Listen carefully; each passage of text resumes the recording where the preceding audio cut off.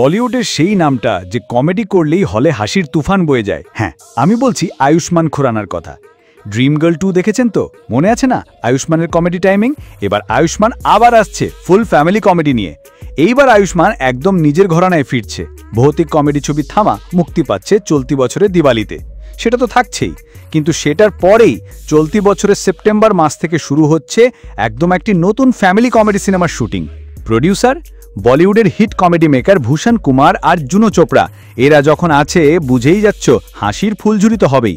শুধু মজার কথা নয়, এইটা হবে একদম family entertainer. Slapstick comedy, situational মজার দৃশ্য আর ইন্ডিয়ান পরিবারের গল্পের মিষ্টি টান।